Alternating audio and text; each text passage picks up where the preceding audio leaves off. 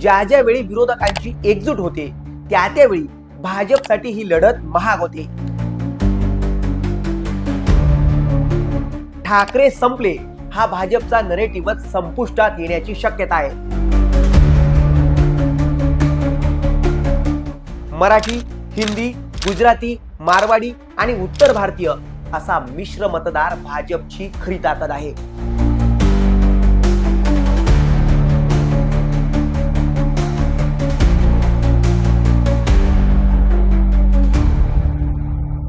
नमस्कार मित्रांनो, 27 नोव्हेंबर 2005 चा तो दिवस. राज ठाकरेंनी शिवसेनेचा राजीनामा दिला. राजीनामा देतानाचं त्यांचं एक वाक्य आजही प्रचंड व्हायरल होतं. ते वाक्य होतं, माझा वाद माझ्या विठ्ठलाशी नाही तर त्याच्या अवतीभोवती असणाऱ्या बडव्यांशी आहे. कट टू 24 डिसेंबर 2025 चा दिवस. कुठल्याही वादापेक्षा महाराष्ट्र धर्म मोठा आहे असं म्हणत राज ठाकरे आणि उद्धव ठाकरे तब्बल 20 वर्षांनंतर एकत्र आलेत. कितीतरी शिवसैनिकांच्या मनातली इच्छा पूर्ण झाली. बाळासाहेब ठाकरेंचं स्वप्न पूर्ण झालं अशाही चर्चा या निमित्तानं झाल्यात. ठाकरे केवळ राजकीय दृष्ट्या एकत्र आलेत असं नाही. आधी ठाकरेंचं कौटुंबिक पातळीवर मनोमिलन झालं. आमची राजकीय युती नाहीये तर आम्ही कौटुंबिक पातळीवर पहिल्यांदा एकत्र आलोय असं त्यातून हायलाइट झालं. त्याचे कित्येक फोटो आणि व्हिडिओ तुमच्याही समोर आलेत. आता भावकी एकत्र आली तर याचा गावकीला काय फटका बसेल असेही प्रश्न या निमित्ताने विचारले गेलेत. अर्थातच राज आणि उद्धव यांच्या एकत्र येण्याचा भाजप आणि महायुतीला केवळ मुंबईतच फटका बसू शकतो का, की याचे धक्के महायुतीला ठाणे, कोकण, पश्चिम महाराष्ट्र आणि मराठवाड्यापर्यंत जाणवणार आहेत? शिंदेच्या सेनेला याचा फटका कसा आणि कुठे बसू शकतो आणि ठाकरे कुटुंबाच्या एकत्र येण्याचे महाराष्ट्राच्या राजकारणात एकंदरीतच काय पडसाद उमटू शकतात याचाच सविस्तर आणि सखोल आढावा घेणारा हा व्हिडिओ. ठाकरे बंधूंच्या एकत्र येण्याचा भाजपला सगळ्यात मोठा फटका मुंबई, ठाणे, पुणे, नाशिक आणि कल्याण डोंबिवलीत बसू शकतो. यामागचं कारण काय? तर शहरी मराठी मतदार हा भाजपचा सगळ्यात कमकुवत दुवा आहे असं जाणकार सांगतात. मराठी, हिंदी, गुजराती, मारवाडी आणि उत्तर भारतीय असा मिश्र मतदार भाजपची खरी ताकद आहे. पण मराठी मतदाराने अजूनही पूर्णपणे भाजपला स्वीकारलेला आपल्याला दिसून येत नाहीत. याचा फटका भाजपला बसू शकतो. कारण काय? तर मी आता ज्या मुंबई, पुणे, ठाणे, नाशिक आणि कल्याण डोंबिवलीचा उल्लेख केला या भागात आजही भाषिक अस्मितेचा मुद्दा ज्वलंत आहे. मराठी माणसाची कुचंबना होते अशी भावना आजही इथं राहणाऱ्या शहरी मराठी माणसात आपल्याला पाहायला मिळते. यातून वेळोवेळी संघर्ष झाल्याचं आपण सगळ्यांनीच पाहिलंय. दुसरी महत्वाची गोष्ट म्हणजे या भागातला मतदार प्रामुख्यानं स्थानिक मुद्दे लक्षात घेऊन मतदान करतो. म्हणजे इथं मोदींचा करिश्मा फार काम करेल अशी शक्यता धुसरच आहे. कारण या भागात दिल्लीतून घेतल्या जाणाऱ्या निर्णयांवर नाराजी असल्याचंही वेळोवेळी दिसून आलंय. त्यामुळे याचा फटका भाजपला थेट वोट शेअर मध्ये बसू शकतो असं बोललं जात आहे. ठाकरेंच्या एकत्र येण्याने भाजपला दुसरा फटका सध्या तयार झालेल्या नरेटिव्ह मधून बसू शकतो. गेल्या 2 वर्षांपासून ठाकरे संपले हा भाजपचा नरेटिव्हच संपुष्टात येण्याची सध्या शक्यता दिसते. कारण शिवसेना फुटली तेव्हापासून ते आतापर्यंत शिवसेना फुटली, ठाकरे ब्रँड संपला असं सातत्यानं भाजपचे नेते बोलत होते. पण आता तेच ठाकरे एकत्र आणि एकाच फ्रेम मध्ये दिसत आहेत. त्यांनी पुन्हा एकदा मराठी अस्मितेचा मुद्दा आक्रमकपणे स्वीकारलाय. भाजपच्या कटेंगे तो बटेंगेच्या नरेटिव्हला ठाकरेंनी फुटाल तर संपाल या नरेटिव्हने तितक्याच ताकदीनं उत्तर दिलंय.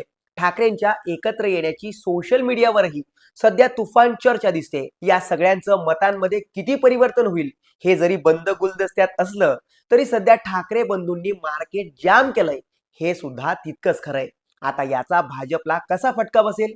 तर राजकीय विश्लेषक सांगतात की राजकारणात परसेप्शन बदललं की किमान 5 ते 7% मतं हलतात. हीच गोष्ट विधानसभा निवडणुकीत लाडकी बहीणच्या निमित्तानं भाजपच्या पथ्यावर पडलेली तुम्ही सगळ्यांनीच पाहिली आहे. त्यामुळे ठाकरेंनी बदललेल्या या नरेटिव्हचा भाजपला सायलेंट फटका बसण्याची शक्यता नाकारता येत नाही. ठाकरेंच्या एकत्र येण्याने भाजपला सगळ्यात मोठा फटका मुंबई महानगरपालिकेत बसेल हे तर सगळ्यांनाच माहिती आहे. पण तो कसा बसेल हे आकड्यांवरून आपण आता समजून घेऊयात. यासाठी आपल्याला मुंबई महापालिका प्लस विधानसभा प्लस लोकसभेचा डेटा पाहावा लागेल. 2017 BMC निवडणुकीत भाजपने एकूण 36% मतं घेतली. तेव्हाच्या एकत्र शिवसेनेनं 31 ते 32% मतं घेतली होती. 2019च्या विधानसभा निवडणुकीत मुंबई शहर आणि उपनगरात भाजपने 34 ते 38% मते घेतली होती. मुंबईच्या ज्या भागात गुजराती, मारवाडी, उत्तर भारतीय, जैन, मध्यमवर्गीय मतदार आहेत, तिथं भाजप मजबूत असते. यावरून भाजपचा हार्ड वोट बेस मुंबईत अंदाजे 35%च्या आसपास स्थिर दिसतो. पण 2022 नंतर महाराष्ट्राच्या राजकारणात रिअलाइनमेंट झाली. शिवसेना फुटीनंतर भाजपकडे शिंदेचा मराठी मतदार काही प्रमाणात ट्रान्सफर झालाय असं जाणकार सांगतात. पण उद्धव ठाकरेंचा कोर मराठी मतदार अजूनही भाजपला आपल्याकडे खेचता आलेला नाहीये. यामुळेच विधानसभा निवडणुकीत सगळ्या महाराष्ट्रात पानिपत झालेल्या ठाकरेंनी आपले 10 आमदार मुंबईत निवडून आणले होते. थोडक्यात काय, तर भाजपला मुंबईत फर्स्ट प्रेफरन्स देणारा मतदार वर्ग अजूनही प्रचंड मोठा आहे. पण त्यामुळे भाजप 40% मतांचा आकडा पार करेल असं नाहीये. कारण मुस्लिम, शहरी मराठी मतदार, काँग्रेस आणि राष्ट्रवादीचा लिबरल मतदार आणि अँटी इन्कम्बन्सीमुळे नाराज मतदार अशा 4 प्रकारचे मतदार भाजपला अजूनही आपल्याकडे खेचता आलेले नाहीये. त्यामुळे भाजपला स्वबळावर मुंबईत 35 ते 38% मते घेता येऊ शकतात असं जाणकार सांगतात. हा आकडा मोठाच आहे, पण यातून मेजॉरिटी म्हणजे बहुमत मिळू शकत नाही, हेही तितकंच खरं आहे. आता शिवसेना आणि मनसेचं गणित सुद्धा समजून घेऊयात. शिवसेना ठाकरे गट आणि मनसेला एकत्र 25 ते 30% मते कन्सोलिडेटेड अर्बन मराठी वोट म्हणजे एकत्रित शहरी मराठी मते मिळू शकतात असा अंदाज बांधला जातोय. हे कसं, हे जाणून घेण्यासाठी आपल्याला पारंपरिक मराठी मतदारांचं गणित समजून घ्यावं लागेल. मुंबई शहर आणि उपनगर मिळून अंदाजे 40 ते 45% मराठी मतदार आहेत. हे मतदार शिवसेना ठाकरे, शिवसेना शिंदे आणि मनसे अशा 3 पक्षांमध्ये विभागले गेले आहेत. याचं जर का आपण ढोबळमानानं वर्गीकरण केलंच तर ठाकरेंना मुंबईत अंदाजे 15 ते 18% मते, मनसेला अंदाजे 7 ते 10% मते इम्पॅक्ट पॉकेटमध्ये मिळू शकतात. शिंदेच्या शिवसेनेला अंदाजे 8 ते 10% मते मिळू शकतात. त्यामुळे दोन्ही ठाकरे एकत्र आलेच तर मराठी अर्बन वोटचा मोठा कन्सोलिडेट ब्लॉक जो 25 ते 30%च्या आत आहे, जो भाजपसाठी डायरेक्ट चॅलेंजर ठरू शकतो.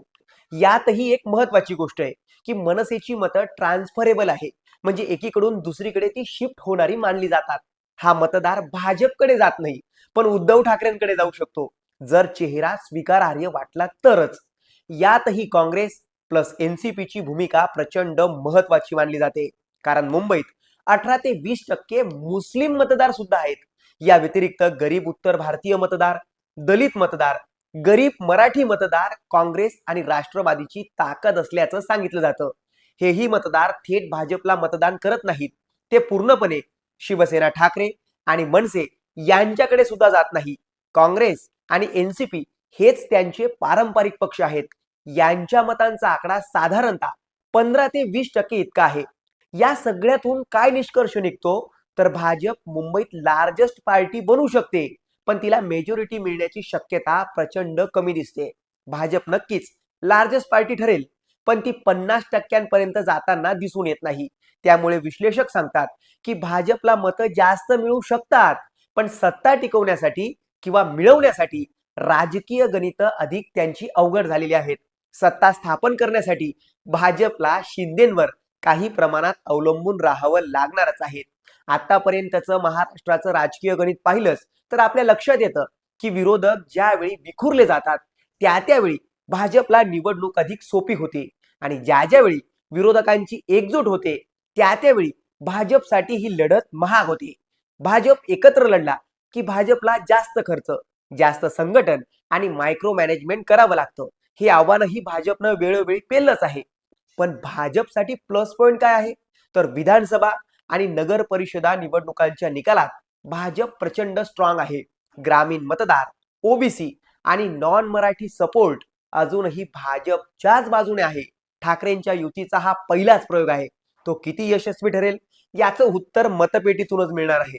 पण या निमित्तानं भाजपनं जशी नगर परिषद आणि नगर पंचायत निवडणूक एक हाती जिंकली, तशी परिस्थिती महापालिका निवडणुकीत दिसणार नाही. इकडे भाजप हरणार नाही अशी परिस्थिती जरी असली तरी त्याला सहज जिंकताही येणार नाही, हेही तितकंच खरंय. तुम्हाला याबाबत काय वाटतं? कमेंट करून नक्की सांगा.